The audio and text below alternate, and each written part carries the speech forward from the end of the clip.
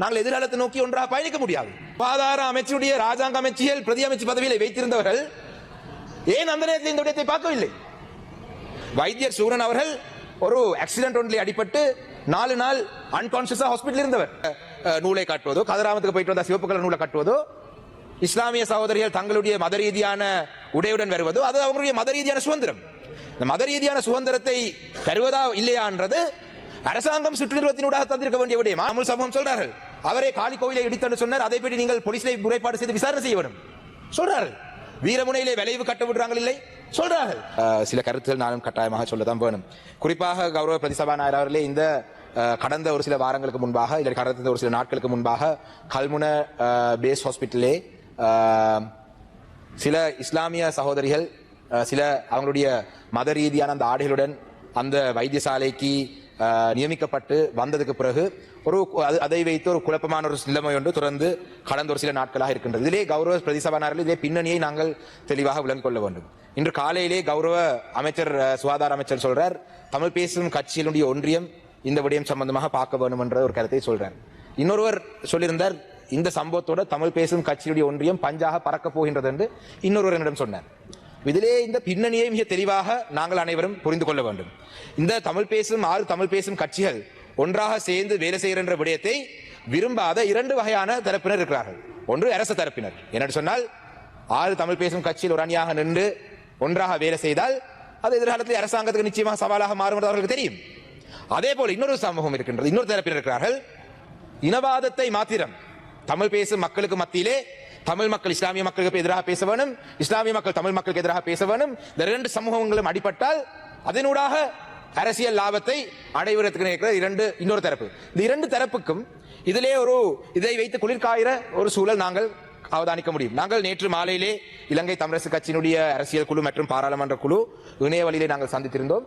இலங்கை தமிழரசு கட்சி இந்த விடயம் சம்பந்தமாக ஒரு தெளிவான அறிக்கை ஒன்றை மிக விரைவாக இந்த விடயம் சம்பந்த கட்சியினுடைய நிலைப்பாடை வெளியிடும். இதிலே மிக முக்கியமான விடயம் கௌரவ சபாநாயகர் அவர்களே, பிரதி சபாநாயகர் அவர்களே, இந்த ஆடையுடைய சம்பந்தப்பட்ட விடயத்திலே உண்மையிலே இதிலே தமிழ் மக்களையோ தமிழ் அதிகாரிகளையோ இதை சம்பந்தப்படுத்தியிருக்க வேண்டிய அவசியம் இல்லை என்றது என்னுடைய நிலைப்பாடு. ஏனென்று சொன்னால் இந்த சுற்று நிறுவத்தை வெளியிட்டது அரசாங்கம்.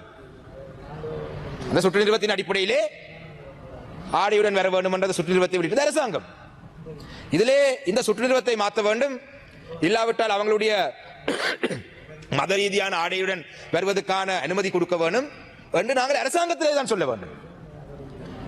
ஒரு சைவ சமயத்தில் சம்பந்தப்பட்ட ஒரு பெண் பொட்டு வச்சு வருவதோ, இல்லாட்டி திருநூறு போட்டு வருவதோ, சாத்தி வருவதோ, இல்லாட்டி ஒரு பௌத்த மதத்தை பின்பற்ற ஒருவர் கையிலே அந்த பிரித் நூல் என்று அழைப்பார்கள் அந்த வெள்ள நூலை காட்டுவதோ, கதிராமத்துக்கு போயிட்டு வந்த சிவப்பு கலர் நூலை காட்டுவதோ, இஸ்லாமிய சகோதரிகள் தங்களுடைய மத ரீதியான உடையுடன் வருவதோ, அது அவங்களுடைய மத ரீதியான சுதந்திரம். இந்த மத ரீதியான சுதந்திரத்தை தருவதா இல்லையான்றது அரசாங்கம் சுற்றுலாத்தினூடாக தந்திருக்க வேண்டிய விடயம். ஆனால் அதை செய்து விடாமல் கடந்த காலத்திலே தமிழ் பேசும் மக்களுக்கு இடையிலே குழப்பங்களை ஏற்படுத்திய 20ஆம் திருத்தச் சட்டம் வரும் பொழுது அந்த 20ஆம் திருத்தச் சட்டத்துக்கு ஆதரவாக வாக்களித்து இஸ்லாமிய சகோதரருடைய ஜனாசாக்களை எரிக்கும் பொழுது அந்த மோசமான ஆட்சியாளருடன் காலடியிலே விழுந்து கிடந்தவர்கள் இன்றைக்கு அவங்களுக்கு அரசாங்கத்தினுடைய சுற்று நிறுவத்தை பற்றி பேசுவதற்கு வக்கில்லாமல் சில தமிழ் பேசும் தமிழ் மக்கள் மத்தியிலே இந்த குற்றத்தை சுமத்த முயற்சிருக்கிறது தவறான விஷயம். இஸ்லாமிய மக்களுடைய மத ரீதியான அடையாளங்களுடன் வருவது என்றது அது அவங்களுடைய மத ரீதியான சுதந்திரம். அது சுற்று நிறுவனம் அனுமதித்தால் அது பிரச்சனை இல்லை.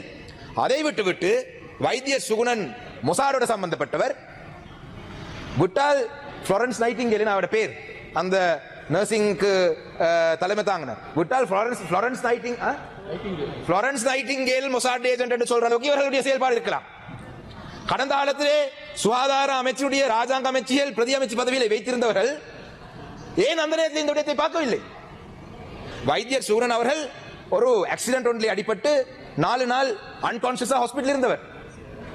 அவர் ஹாஸ்பிட்டல் இருந்த பொழுது வைத்தியசாலைக்கு வந்த அந்த உத்தியோகத்தர்களை பற்றி இந்த நடந்த சம்பவத்தை பற்றி அவரை குறிப்பிட்டு இன்று காலையிலேயும் ஒரு அரசியல் தலைவர் என்னிடம் சொன்னார், ஒரு கட்சியினுடைய ஒரு அரசியல் தலைவர் என்னிடம் சொன்னார், சுகுணன் தான் இது எல்லாத்துக்கும் காரணம். அப்ப அவர்கிட்ட கேட்டான், சுகுணன் வைத்தியசாலை உங்களுக்கு தெரியுமா? அப்படியா, எனக்கு தெரியாம போச்சு என்று சொல்றேன். அப்ப இந்த விடயம் சம்பந்தமாக நாங்கள் விரும்பிய அளவு இது சம்பந்தமாக எங்களுக்குள்ளே பிரிந்து இருந்து நாங்கள் பேசலாம்.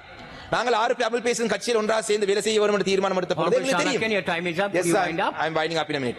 6 தமிழ் பேசும் கட்சியில் ஒன்றாக சேர்ந்து நாங்கள் செயல்படும் பொழுது எங்களுக்குள்ளே சில கருத்து வேறுபாடு இருக்கின்றது, பல தீர்க்கப்பட வேண்டிய விஷயம் இருக்கின்றது.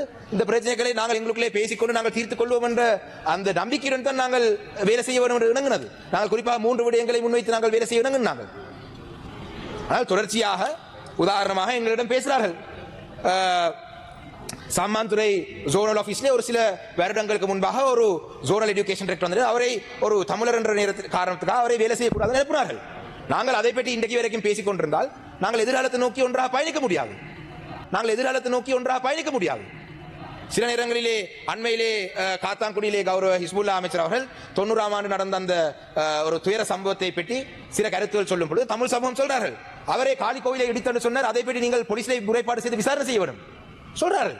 வீரமுனையிலே விளைவு கட்ட விடுறாங்க இல்லை சொல்றார்கள். ஆனால் இப்படியான எங்களுக்கு தீர்க்கப்பட வேண்டிய பல தீர்க்கப்பட வேண்டிய பிரச்சனை இருக்கின்றது. ஆனால் நாங்கள் ஒற்றுமையாக சேர்ந்து அதை விட இன்னும் பல முக்கியமான விஷயங்கள் இருக்கு. அந்த ஒற்றுமையாக சேர்ந்து பயணிக்கக்கூடிய விஷயங்களிலே நாங்கள் சேர்ந்து பயணிக்க வேண்டும். அதே நேரத்தில் இந்த விடயங்களை நாங்கள் பேசி தீர்த்துக் கொள்ள வேண்டும். அந்த வகையிலே இந்த இஸ்லாமிய சகோதரிகளுக்கு அவங்களுடைய மத அடையாளத்தை பாதுகாத்துக் கொண்டு அவங்களுடைய மத ரீதியான எந்த தடையும் இல்லாமல் அவங்க நாடு முழுவதும் வேலை செய்வதற்கு அரசாங்கம் ஒரு சுற்று நிறுவத்தை விட்டால் அவங்க அரசாங்கம் அந்த சுற்று நிறுவனத்தில் எங்கேயும் வேலை செய்யலாம். அதை விட்டு கல்முனை வைத்தியசாலை மட்டும் குறிவைத்து அந்த அதிகாரிகளையும் குற்றச்சாட்டி அந்த பிரதேச மக்களையும் ஒரு இனவாதிகளாக காட்டி அந்த வைத்தியசாலை அபிவிருத்தி குழு இனவாதிகளாக காட்டி செயல்பட்ட சில அரசியல்வாதிகளுடைய மிக கேவலமான செயல்பாடை வன்மையாக கண்டிக்கிறதோட இந்த பிரச்சனைக்கான ஒரு சுமூகமான தீர்வொன்றை நிச்சயமாக அரசாங்கம் வழங்க வேண்டும் என்றதை சொல்லி என்னுடைய உரையை முடித்துக் கொள்கிறேன்.